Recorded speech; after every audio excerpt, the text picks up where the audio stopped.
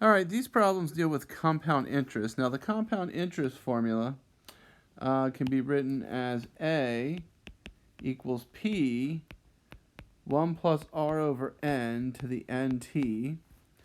Now, A is going to be the amount in the account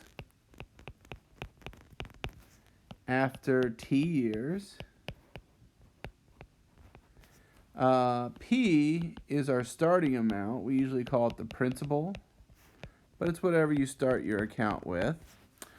R is going to be your interest rate. And remember, always put that in as a decimal. N is the number of times you get interest per year. And then T is the number of years. So really you just have to figure out how you plug these in, what goes where, and then just it's essentially put into your calculator.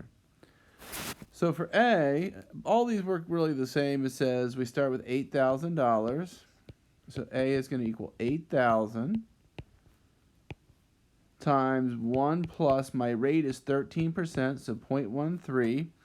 And it says compounded each year. So if it's done each year, that means I only get it one time a year. So my N here is just 1. So I put divided by 1.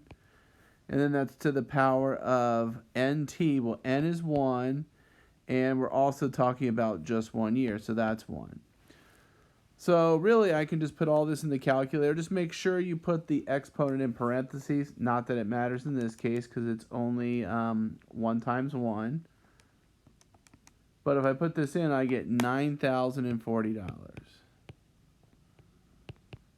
So I went from $8,000 to $9,040 in 1 year with this interest rate. Now for B, it's basically the same thing. The only thing that's going to be different is we're going to do for 2 years. So still 8,000. 1 plus 0.13. We're still getting it once a year.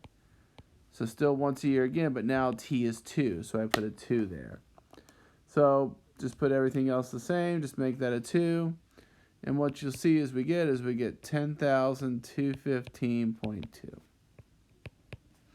So what you notice is you made 140 in the first year, but you made, 1,040 in the first year, you made and a little more when you went out for 2 years.